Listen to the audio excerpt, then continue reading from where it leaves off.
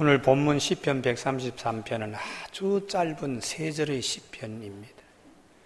그래도 어떤 긴 시편 못지않게 하나님의 진리의 말씀을 가지고 있습니다. 오늘 우리 예배 시간에 하나님이 나에게 들려주시는 진리의 말씀을 꼭 들으실 수 있기를 바랍니다. 우선 소제목이 별도로 있는데 다윗이 시고 성전에 올라가는 노래다. 다윗이 지었다. 다윗이 어떤 마음으로 지었을까? 그게 중요하지요. 다윗이 어떨 때 어떤 마음으로 지었을까? 그리고 다윗이 지은 이 시를 성도들은 성전에 올라갈 때 어떤 마음으로 불렀을까? 그것을 오늘 우리가 함께 나눌 수 있기를 원합니다. 1절에 보라 형제가 연합하여 동감이 어찌 그리 선하고 아름다운고. 다윗의 마음이 간절히 거기에 배어 있어요. 어떤 마음일까? 형제 우애. 왜 다윗이 이렇게 형제 우애가 절실할까?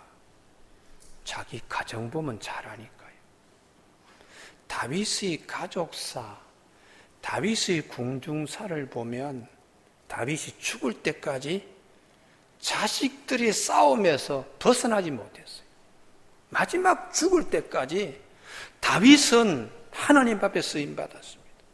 그런데 다윗은 자녀들의 문제에는 죽을 때까지 발을 뻗지 못했다. 이게 성경이 말씀하시는 거예요.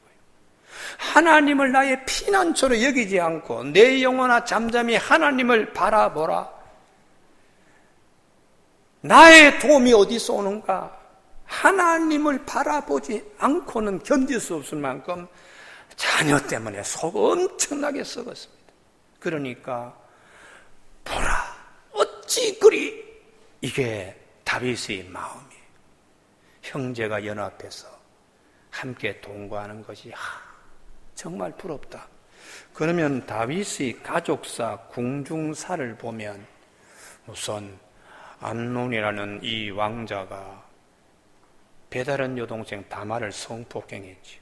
이게 있을 수 없는 얘기인데 이 다말의 오빠 압살롬이 이놈 내 누이를 그래서 또 죽입니다. 보통 집에서 일어날 수 없는 일, 왕자와 공주 사이에서 일어나. 그래서 이 죽이고는 압살롬이 도망을 쳤는데 다윗이 한편으로는 미워요. 그래도 한편으로는 내 자식이니까 보고 싶은 생각이 있는데 이걸 요압 장군이 딱 읽은 거예요. 그래서 한 여인을 통해서 다윗이 본 마음을 드러내도록 이렇게 해서 압살롬을 용서하고 데려오도록 했어요. 이 돌아온 압살롬이 잘할 줄 알았는데 아니 대궐 입구에 딱 엎드려가지고 들어가는 사람 나온 사람 마음, 백성들의 마음을 훔치는 거예요. 이번에 그 판결을 우리 아버지 다윗이 어떻게 했습니까? 아이고 내가 그 판결한다면 그렇게 하지 아니할 텐데요.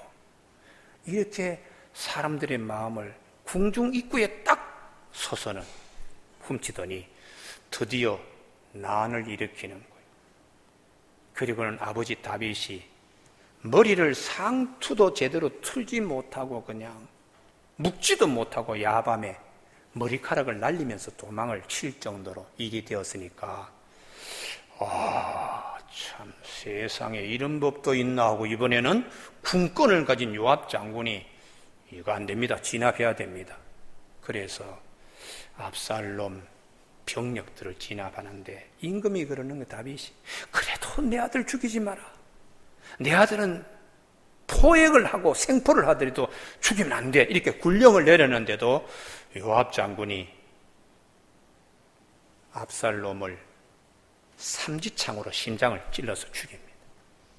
이거 맞닥뜨려가지고 응급기를 죽인 것도 아니고 압살롬의 머리카락이 아주 힘이 세니까 이 상투를 들고 머리카락을 떡 했을 때 남들이 야 힘이 대단히 장수겠는 얼굴 보고 머리카락만 보더라도 사람들이 기겁을 할 정도로 이런 압살롬인데 낙엽을 타고 가다가 도망가다가 딱 머리카락이 나뭇가지에 딱 걸린 거예요. 그리고 낙엽은 술 빠져버렸습니다. 공중에 대롱대롱 매달려 있는데 군사들이 임금님은 죽이지 말고 생포하라 그랬는데요 하고 요압 장군에게 보고하니까 아니 내가 직접 죽이겠어 하고는 삼지창으로 많은 병사들 임금의 군령을 어기고서는 삼지창으로 심장을 콕 찌를 때 그 피가 그냥 온통 튈 것 아니겠어요. 이걸 다윗이 보고받고는 가장 웁니다. 내 아들 압살롬아, 압살롬아. 자기가 데리고 있는 장수가 자기 아들을 죽였으니까 이게 잊어버릴 수 있겠습니까? 그것도 삼지창으로 그냥 심장을 찔러서 피가 그냥 온통 튀는 걸 다 군사들이 보고 임금의 아들은 저렇게 그냥 군권을 가진 장수가 뭐 마음대로 죽일 수 있구나. 이게 보통이죠. 비록 반란을 했지만은 진압하고 난 다음에 재판 절차에 따라서 모든 거 해도 되는데 현장에서 임금님은 죽이지 말고 생포하라 했는데도 충분히 생포할 수 있는데도 요압이 그 일을 저질렀으니까 참 다윗이 마음 아픈 거예요. 그리고 죽을 무렵쯤 힘이 다 딸려가지고 기력이 시하니까 아니 제일 맞이되는 이 아도니아가 이번에 왕위는 내가 이어받는다 하고 임금님 돌아가시기 전에 신하들 중신들 그 요압 장군 끌어들이고 또 아비아들 제사장 영권 가진 사람 군권 가진 사람을 데리고는 왕위 선포식을 했어요. 그랬더니 바세바가 임금님 하나님이 솔로몬을 사랑하신다고 임금님도 솔로몬을 왕으로 세운다고 약속했는데 지금 밖에 보니까 저렇게 왕위 선포식을 했습니다. 그래? 아니야. 임금은 솔로몬이야. 그리고 솔로몬을 임금을 시켰는데 이 솔로몬이 임금이 되자마자 형 아도니아를 쳐 죽이는 거예요. 그러니 다윗이 죽을 때까지 자녀들의 문제로 가슴 아팠어요. 그러니까 아이고 우리 우리 집안의 형제 우애 정말 부럽다 이렇게 한 겁니다. 그런데 성전에 올라가는 노래라고 하는데 이 성전은 솔로몬 시대 때 성전이 지어졌기 때문에 다윗 시대는 성전이 성막이었어요. 이게 예루살렘에 있은 것이 아닙니다. 이건 우리가 성서를 조금 알아야 되는데 다윗 시대에 하나님의 법궤는 기럇 여아림이라고 예루살렘에서 저 서쪽으로 11km 떨어진데 여기서 아마 분당 좀 떨어진데 판교 초입쯤 떨어진 곳에 이게 있고요. 광야 때부터 모세가 이렇게 세운 성막과 그 번제단은 또 남한산성 쭉 이렇게 예루살렘 서북쪽 9km 지점에 있었습니다.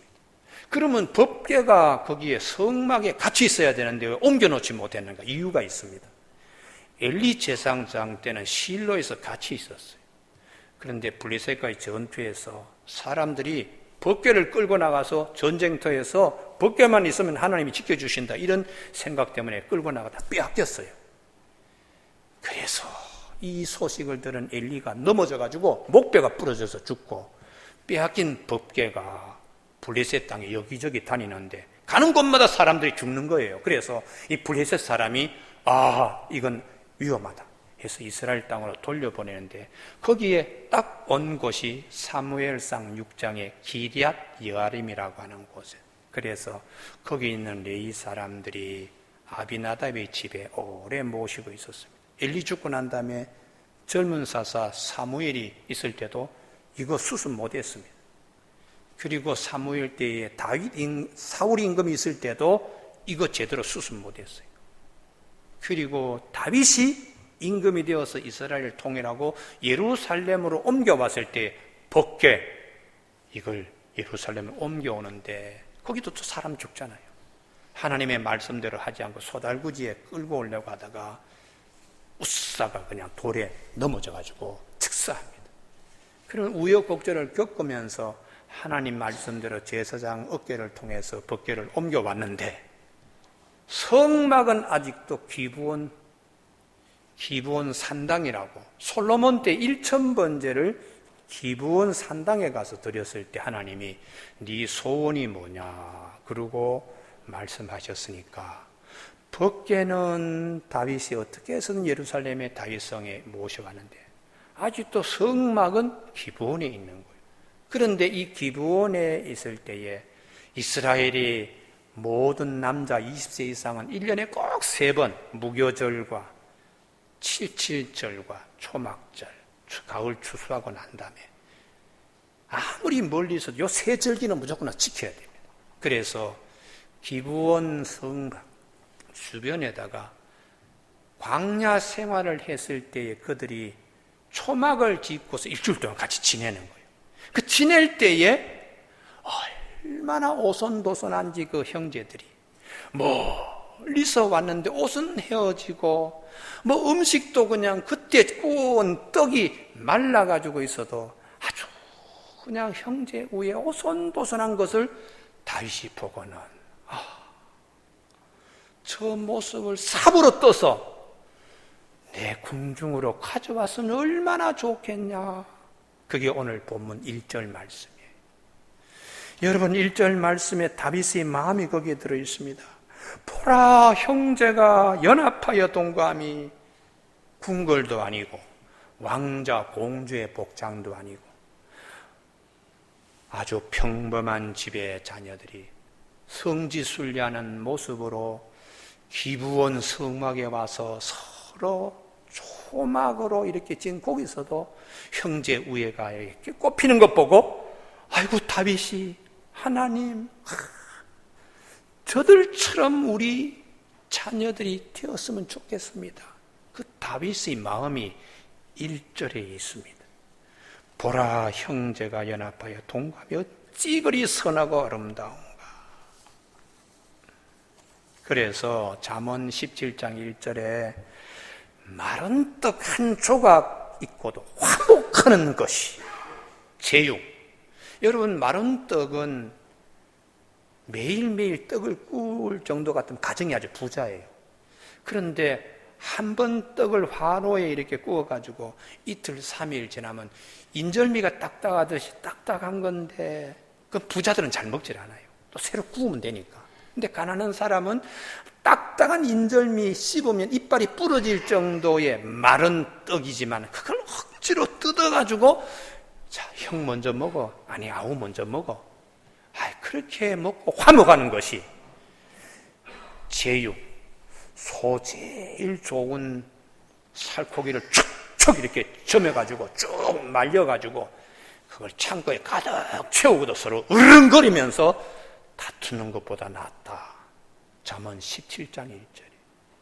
성경이 우리에게 형제 우의 화목이 얼마나 중요한가를 말씀하시는 거예요. 여러분 추석이 되옵니다.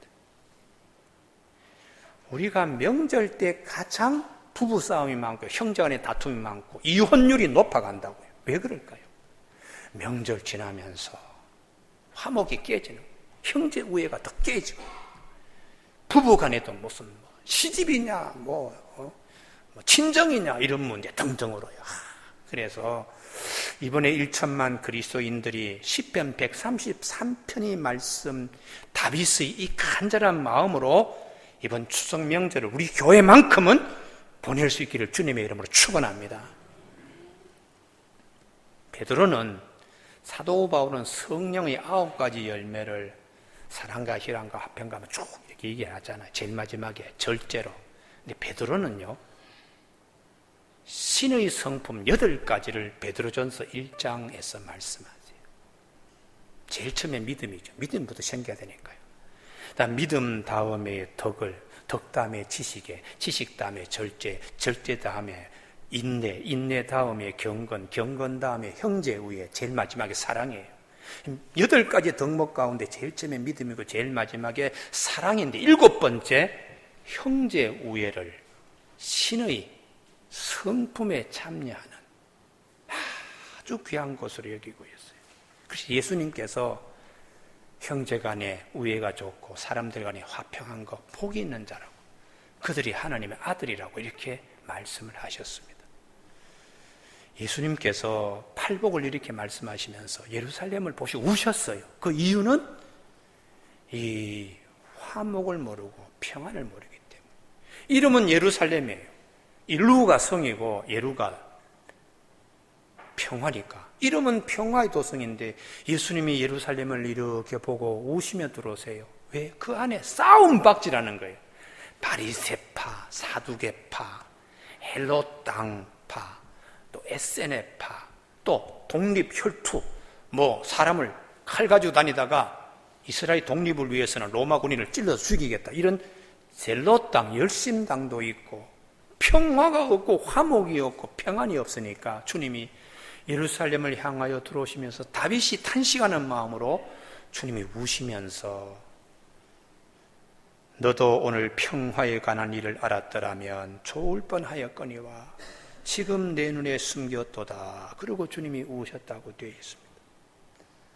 사도 바울은 형제간의 우애, 화목, 이 화목을 사도 요한은 하나님은 사랑이라고 했는데 사도 바울은 하나님은 화목이라고 얘기하고 있어요. 하나님 화목이신 하나님이 우리를 자기와 화목하게 하시기 위하여 아들을 우리에게 내어주셔서 아들로 하여금 화목된 우리를 하나님의 자녀 삼으셨다고. 하나님은 화목이라고. 그리고 우리에게 화목하게 하는 직책을 주셨다고 사도 바울은 고린도 후서 18절에서 그가 그리스도로 말미암아 우리를 자기와 화목하게 하시고 또 우리에게 화목하게 하는 직분을 주셨으니 곧 하나님께서 그리스도 예수 안에 계시사 세상을 자기와 화목하게 하시며 그들의 죄를 그들에게 돌리지 아니하시고 화목하게 하는 말씀을 우리에게 부탁하셨다고 사도 바울은 우리 하나님은 화목이요 이렇게 우리에게 말씀하고 있습니다. 본문으로 돌아오면 다윗이 궁궐에 살면서 왕자들이요 공주들이지만 저 일주일 머물다 간 초막에서는 옷도 변변 짚지 못하고 먹을 것도 없지만 그 화목이 얼마나 부러운지 하나님 저기에 임하는 화목을 내 손으로 떠서 내 궁궐로 가져올 수 있다면 저기에 임하는 화목의 은혜를 내가 온몸으로 가죽을 벗겨서 담아올 수만 있다면 그 마음으로 오늘 본문이 보라 형제가 연합하여 동거함이 어찌 그리 선하고 아름다운가 이렇게 말씀하고 있습니다. 제가 잘 알고 있는 목사님 가운데 이름은 되지 않겠습니다. 이게 녹음이 되고 다 인터넷으로 중계되니까요. 40년 목회하셨어요. 경기도에서 그 목사님 모르면 목사가 아니라 할 정도로 교파를 초월하게 존경받는 분인데 자녀도 잘 되었어요. 그 중에 제일 맏아들은 우리나라 유명한 병원의 원장이에요. 그래서 목사님 둘째 아들도 잘 되고 셋째 딸도 학교에 또 선생님으로 계시고 참 자녀의 복이 많습니다. 명절이 되었어. 모처럼 바쁜 아들, 딸들이 다 사위, 며느리 다 왔어요. 근데 이 목사님이 은퇴를 앞두고 몸이 약하니까 소화도 잘 되지 않고 연세 들면 다 쇠약하잖아요. 그래서 사모님이 얘야 아버지가 최근에 소화도 안 되고 힘들어하는데 그랬더니 큰 대형병원의 원장인 첫째 아들이 아버지 어디가 아프십니까? 이렇게 되어야 되는데 아버지 곧 천국 가셔야 좋지 않습니까? 이렇게 얘기하더라는 거야. 세상에. 아니 자기 병원에 환자로 오면은 어디가 아프십니까? 그러세요. 진찰하게 해봅시다. 어디 가서 검사 좀 받으십시오. 이렇게 하면서도 자기 아버지한테는 아버지 나이가 들면 다 아파요. 그리고 빨리 하늘나라 가셔야지요. 이 말이 얼마나 섭섭한지. 말은 하고 싶은데 며느리하고 다른 자녀들 상처받을까봐 참았다가 추석 지나고 저하고 만났더니 김 목사 나 이번에 우리 큰아들 때문에 내 상처 많이 왜요?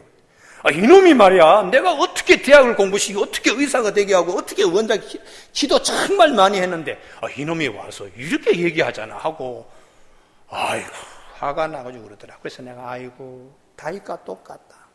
남보기에는 임금이고 남보기에는 존경받고 남고기에는 참 그 예루살렘 성에 자녀들이 문제는 참 다윗이 죽을 때까지 품고 있는 것처럼, 아이고 목사님 가정도 아이고 내가 볼 때는 참 부러워한 가정인데 또 그런 면이 있네요. 여러분, 이번 추석에 마른 떡 한 조각을 서로 갖고도 화목하는 것이 육선이 가득하고 서로 다투는 것보다 낫다는 이 말씀을 기억하셔서 내 마음속에 그냥 모처럼 꾹꾹하는 이런 마음들 다 말씀으로 물리칠 수 있기를 주님의 이름으로 축복합니다. 그래서 하나님 말씀이 나를 승리케 하셨습니다. 둘째에 2절입니다. 머리에 있는 보배로운 기름이 수염 곧 아론의 수염에 흘러서 그의 옷깃같이 내림 같고. 자, 이 말씀요, 무교절, 7.7절 초막절 때에 멀리서 봐서 일주일 동안 초막 짓고 살면서 그분들 보니까 이 초막이 광야 생활을 생각하는 것이거든요. 그래서 다윗이 우리 조상들의 광야 생활을 우리가 이렇게 초막 짓고 하는데 하고 광야 생활을 생각해 보니까 그때의 형제 우애가 제일 좋았던 인물이 모세와 아론입니다. 이 모세와 아론을 생각하니까 더 마음이 뭉클한 거예요. 모세와 아론은 형제 우애에서는 정말 1등 가는 형제였죠. 아우 모세가 입이 뻣뻣해서 바로에 가서 설득을 못하고 웅변을 못하니까 하나님 앞에 나 못 가겠습니다. 그때 하나님이 네 약점을 형 아론이 대신 채워줄 거야. 아론이 말을 잘할 테니까 네가 시키면 아론이 대신 잘 말할 수 있도록 너를 섬기도록 그렇게 하겠다. 그래서 두 형제가 이스라엘 백성을 바로의 손에서 출애굽시켰는데 광야 생활의 여러 가지 어려운 가운데 성막을 짓고 제일 마지막에 이번에는 반대요. 모세가 형 아론을 제사장으로 섬기는 거예요. 성막을 다 짓고 난 다음에 하나님이 말씀하시기를 아론을 제사장으로 네가 옷도 지어서 입히고 네가 기름도 부어야 된다. 이번에는 모세가 아론을 섬겨야 되는 입장이에요. 그때 모세가 형님, 하나님의 제사장으로 그리고 형님 자녀의 가정의 자녀 다 제사장이 될 테니까 와서 다 몸 씻기고 그 다음에 이 아론에게 기름 부을 때 조금 붓는 게 아니에요. 머리에서부터 얼마나 많이 부었는지 수염까지 쭉 그 올리브유가 쭉 적시면서 나중에 옷깃까지 다 젖는 거예요. 이게요. 충만한 섬김이죠. 이걸 생각하니까 다윗이 눈물이 그냥 더 글썽거리는 거예요. 아이고, 광야에서 그 두 형제가 서로 약할 때 서로 도와주고 힘들 때에 서로 받들어서 하나님 앞에 귀하게 쓰임 받았는데 형제 연합이 저렇게 되어야 되겠구나. 이게 오늘 2절 말씀입니다. 거룩한 아름다움은 섬김에서 옵니다. 섬김에서. 그래서 예수님께서 참 섬김에 대해서 말씀 많이 했잖아요. 다윗이 초막에서 일주일 지내는 그분들 형님 먼저 앞장서세요. 제가 뒤따라갈게요. 초막에서 나오는 기브온 성막으로 갈 때 그분들의 걸음이 이번에는 아우가 먼저 앞장서 내가 뒤따라갈게. 그러고 서로 하는 것이 마치 모세와 아론과 모세가 광야에서 서로 섬기는 모습을 보고 아이고 하나님 저 발걸음을 싹 불어 떠서 우리 대궐에 있는 자식들에게 좀 심겼으면 좋겠습니다. 이게 오늘 2절의 말씀이에요. 머리에 있는 보배로운 기름이 수염 곧 아론의 수염에 흘러서 그 옷깃까지 내림 같다 하는 말씀. 근데 예수님의 제자들도 제일 부족한 것이 섬김이었습니다. 예수님이 섬기기 위해서 종으로 마가복음의 종으로 오신 예수님인데 막상 예수님을 따르는 제자들, 부친도 버리고 배도 버리고 건물도 버린 제자들이 섬김 두 자만큼 제일 힘들었어요. 길에 오다가 서로 누가 큰가 하고 다퉜을 때 예수님이 인자가 온 것은 섬김을 받으려 하면 섬기려 하고 왔다. 너희 중에 으뜸이 되고자 하는 자는 무사람의 제일 꼬라비 끝이 되어야 된다. 이게 하나님이 딱 보시는 제일 끝에 서서 다 섬기고 받. 이 사람이 1등이다. 그렇게 말씀합니다. 그 말씀 떨어지자마자 그 다음에 마가복음 10장입니다. 또 한 번 더 사달이 납니다.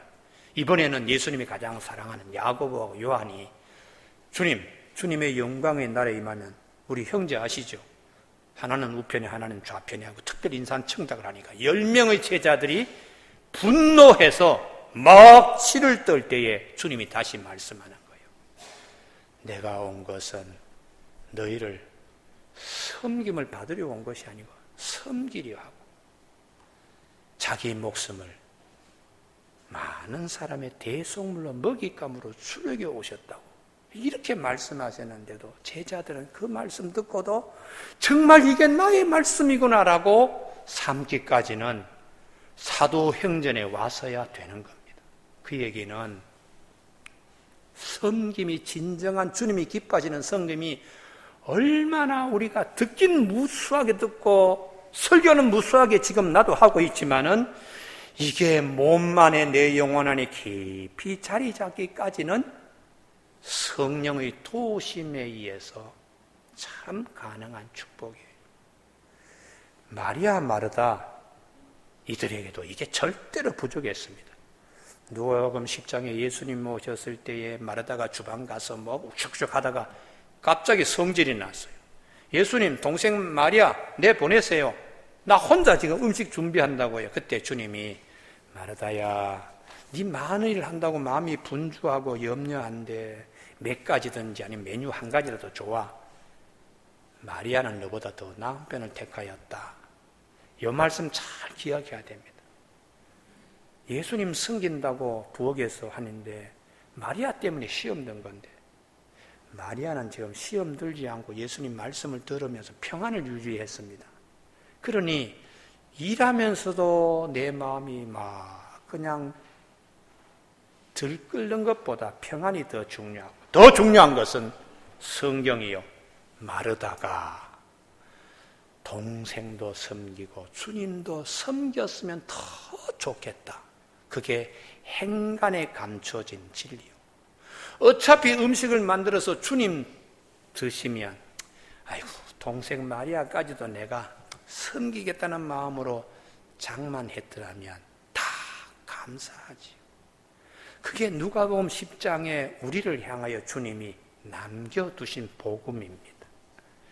여러분 이번에 추석 모임 가지면 형수, 제수, 몇째 누구만 일시키고 누구는 놀고 그런 일로요. 뭐 다툼이 고속터미널 요금 낼 때에 얼굴 보면 알아요. 보고 이번에 이게 추석 명절 때에 싸우고 왔구나, 다투고 왔구나, 한바탕 하고 왔구나. 얼굴 보면 다 알아요. 아멘이 별로 없으시네요. 제가 거기에 톨게이트 있는 여직원이 쓴 수필 좋은 생각이라는 책에 쓴 걸 보고 지금 내가 얘기하는 거예요. 자기들은 보면 안다는 거예요. 딱 보고서는 이번에 친정만 갔다 왔구나, 이번에는 시집만 갔다 왔구나, 두 집 다 갔다 왔구나, 아니면 싸우고 왔구나. 딱 부부 얼굴만 딱 보면 뭐 다 안다는 거예요. 그래서 여러분 섬기는 게 좋습니다. 마지막 세 번째에 3절입니다. 헐몬의 이슬이 시온 산들의 내림 같도다. 이게 이스라엘 땅에서 어느 곳에 보든지 헐몬산은요 2800m가 넘습니다. 우리나라 백두산은 2700m, 뭐 44m인데 백두산보다 훨씬 넓어요. 그러니까 어느 지역에서도 만년설이 덮여있는 그 헬몬산을 보면서요 거기에 흘러내리는 물이 60km 떨어진 갈릴리 바다에 다 해서 생선도 고기도 논밭도 풍성한 물이 되고요. 또 이게 이슬이 습기가 확 바람을 따라서 저 낮은 지역 시온산 700m 정도밖에 안 돼요. 4분의 1 정도로 낮아 있는 그 지역까지 거기 있는 만년설이 공기를 타고서 이슬이 되어가지고 쭉 뿌리는 거예요. 이 뿌릴 때에 포도밭에 감람나무, 무화과 나무에 농사꾼들이 물대지 않아도 다 열매를 맺어. 이게 나눔의 축복이거든요. 그래서 바울이 한숨을 푹 쉬면서 아이고 저 초막 가운데 일주일 머물고 가는 저 형제들 저렇게 우애가 좋은데 하고 산을 이렇게 쳐다보면서 헬몬산을 볼 때에 하나님의 세계는 저 많이 만년설을 가지고 있는 헬몬산도 낮은 곳 시온산까지 이슬을 이렇게 확 나누어 주는데 우리 자녀들, 형제들 누가 한 사람 잘 되면은 묻자녀들도 좀 형제끼리 좀 이렇게 나누어 주면 얼마나 좋겠나. 그 마음이 오늘 3절에 있는 것입니다. 사랑하는 교우 여러분, 예수님은 나누는 곳에 늘 축복이 있다고 말씀하셨어요. 주라 그리하면 너에게 줄 것이니 곧 후이되어 흔들어 넘치도록 하여 너에게 안겨주리라. 주님이 인자가 이 세상에 온 것은 섬김을 받으려 함이 아니고 섬기려 하고 그 다음 말씀입니다. 자기 목숨을 많은 사람의 대속물로 죄의 속죄양으로 자기를 나누어 주기 위해서 오셨다. 그래서 오병의 기적을 마태, 마가, 누가, 공간복음이 한쪽만 얘기해요. 예수님은 기적을 일으키신 분이다. 그런데 사도 요한이 보고 그게 아니야. 기적만 보지 말고 주님이 생명의 떡으로 오셔서 우리에게 생명을 나누어 주시기 위해서 떡을 떼어서 5,000명에게 나누어 주시듯이 당신을 우리에게 나누어 주시기 위해서 오셨어. 그때 주님이 그러셨잖아. 내가 곧 생명의 떡이다. 나를 먹는 자는 결코 죽지 아니한다. 그러고는 성찬식 하실 때에 이건 내 떡이니 이건 내 잔이니 이건 내 살이니 이건 내 피니 하고 나누어 주시면서 이걸 나누어 갖는 자들에게 영생이 있다고 말씀하지 않았어. 이게 요한복음은 나눔을 강조하고 있습니다. 이제 설교를 마치려고 합니다. 하나님의 창조사역 창세기에 제일 마지막 완결된 인물이 요셉입니다. 요셉의 삶이 무엇인가? 섬김과 나눔이에요. 형제들이 그를 팔아가지고 내동경이 칠 때는 다 한 마음으로 그를 버렸어요. 그래서 요셉이 하나님만 의지하고 있다가 애굽 총리가 되었어요. 다 굶어 죽게 되었을 때 형제들이 찾아왔어요. 그리고는 아버지 야곱도 잘 섬겼다. 아버지 장례 치르고 난 다음에 형제들이 요셉의 눈치를 보는 거예요. 아버지가 돌아가셨으니까 이제 우리한테 원수 갚을 것이다. 그때 요셉이 아니요. 형님들은 나를 해하려고 하고 팔아먹었으나 하나님은 그것을 선으로 바꾸어서 오늘과 같이 많은 사람의 생명을 구원하게 되었습니다. 두려워하지 마세요. 내가 아버지는 비록 돌아가셨지만 야곱은 분명히 얘기합니다. 내가 여러분들과 여러분의 자녀를 끝까지 챙겨서 기르겠습니다. 이게 창세기 50장 20절 마지막 말씀이에요. 그러니까 우리가 형제가 좀 이렇게 우쭐거리는 것보다 이번에 내가 참 수입이 많아서 재수님 어렵지요. 자, 이게 적지만은 자 100만 원 이거 좀 도움이 되면 좋겠습니다. 이럴 줄 아는 형제가 명절 때 최고요. 하나 나누지 못하고 우쭐거리며 그냥 상처 주는 형제보다 말이죠. 다윗이 아이고 우리 왕자들 저 헐몬산에 그 이슬이 저 낮은 곳 시온산에 이슬을 뿌려줘서 야 이렇게 서로 나누어가는 이 축복 우리 궁중에 우리 왕자들 좀 있었으면 좋겠다. 그 소원이 나중에 예수 그리스도를 통하여 우리에게 당신이 오셔서 다 나누어 주셔서 몸을 찢으시고 다 나누어 주셔서 영생의 자리에까지 이르게 되었다고 성경은 말씀하는 겁니다. 여러분 오늘 우리 3부 예배 참석한 교우들에게 오늘 이 말씀을 잘 기억하시고 어떤 일을 볼 때에 주님의 말씀으로 오늘 내가 붙어있게 하여 주옵시고 이 말씀대로 귀한 축복이 이루어지게 하시고 우리 가정에 이 말씀의 큰 복이 다윗이 그토록 기도한 일들이 예수님 안에서 다 이루어진 것처럼 다 이루어지는 이번 명절이 되게 하여 주시옵소서. 그런 우리 교우들 다 되시길 바랍니다. 기도하시겠습니다.